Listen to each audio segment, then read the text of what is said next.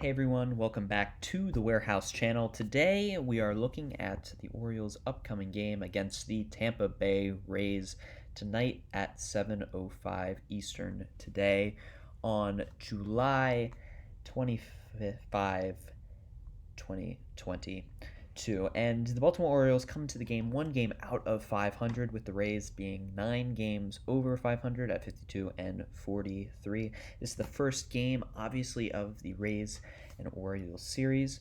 Both teams are starting their third or fourth best pitcher on the mound tonight. The Rays going with Corey Kluber, multi-time Cy Young winner, while the Orioles are going with former national Austin Voth. On the year, Austin Voth has a few starts for the Orioles, recorded a 3.42 ERA, not awful. Kluber has obviously had more starts for the Rays and has a little bit better ERA today. The Orioles have came out with their lineup while the Rays have not, so we're going to dissect that. We're going to give our keys to victory and then look around the league for some other key games today. ESPN Predictor has the Rays at about a 60% chance to win. This game is obviously at Orioles Park at Camden Yards. In the 5 most recent games, the Rays have collected a result of 2 wins and 3 losses, one of those coming against the Orioles, while the Orioles are also on a 2-win, 3-loss trajectory, coming off a tough series against the New York Yankees, while the Rays lost surprisingly 2 out of 3 to the struggling Kansas City Royals. The Orioles' 3 games against the New York Yankees, for those that did not watch. First game that they had on Friday night was a competitive game. Yankees took the lead. Orioles came back as usual, could not finish the job. The second game, Yankees also had the lead, 3-0. Orioles scored 6 consecutive runs to win the game.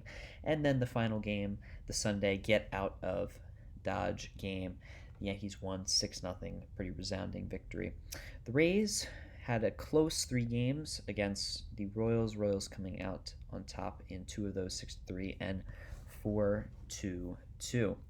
So for the weather tonight, in Maryland currently there is a severe thunderstorm watch, with showers continuing all the way up until 6 o'clock, with the possibility of showers at 7. We could see a possible rain delay, unless the showers would get pushed back.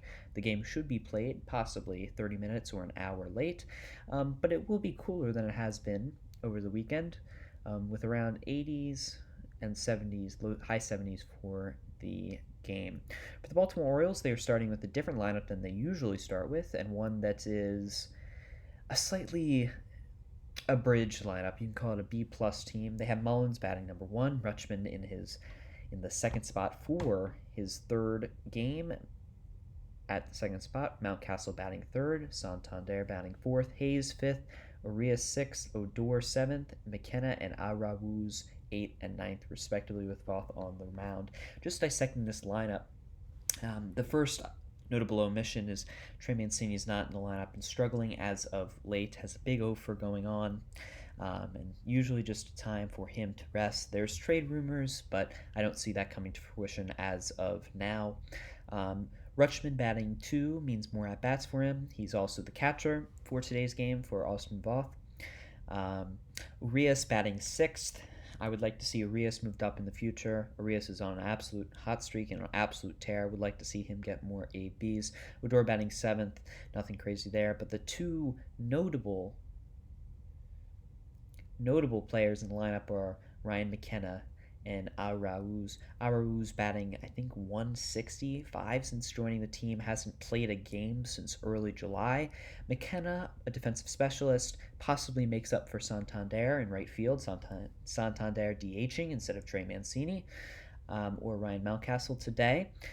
So McKenna, I don't think is terrible. I think McKenna's actually been improving offensively. Defensively, he's a plus right fielder. Arauz, on the other hand, is a worse defender than Jorge Mateo and a worse offensive player. So you just hope for him to just get on base in any way he can by walking, by doing whatever it takes.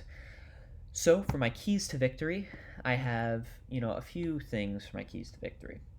I'll have 3 keys to victory. My first key to victory is for Austin Voth to pitch 5 solid innings at least. If he goes 5, he gives our bullpen a chance.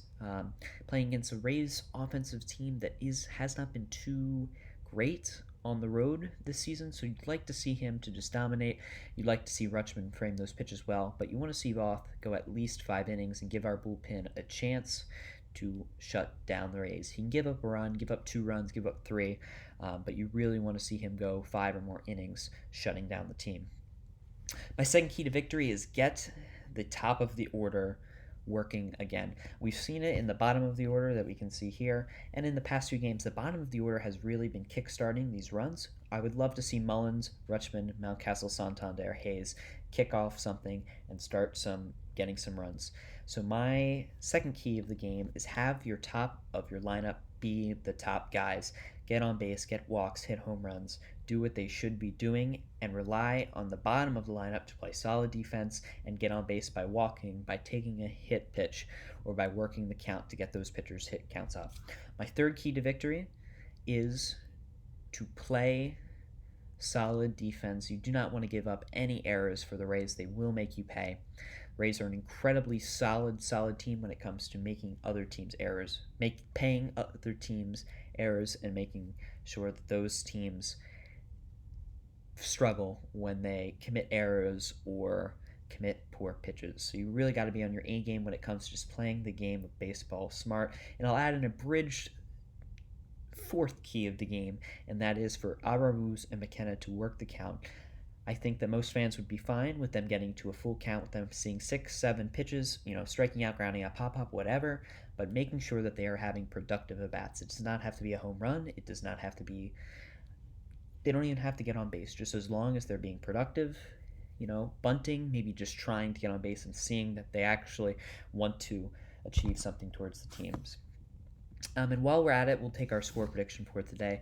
I'm going to predict a Rays victory. Unfortunately, I don't think Austin Voth gets the job done. I'm going to say 5-3 to the Tampa Bay Rays.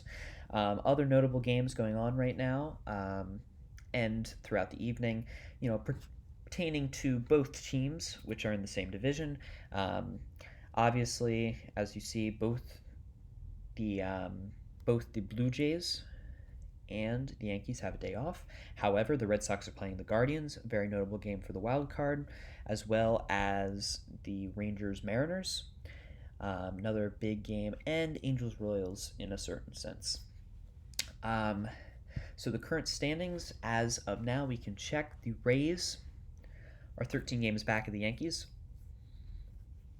while the Orioles are 18 games back. And in the wild card standings, since the Yankees have all but locked up the division, the Blue Jays, the Rays, and the Mariners have the top 3 spots due to the extended wild card berths given out by MLB. Currently, the Blue Jays and the Rays have a 2 and a 1.5 game difference over the other teams. The Mariners are in the 3rd spot, and the Guardians being 2, 3, and 3.5 games back together. As you can see, the Red Sox have been in an absolute downpour, going 1-for-9 over their last 10 games. Not really a recipe for success there.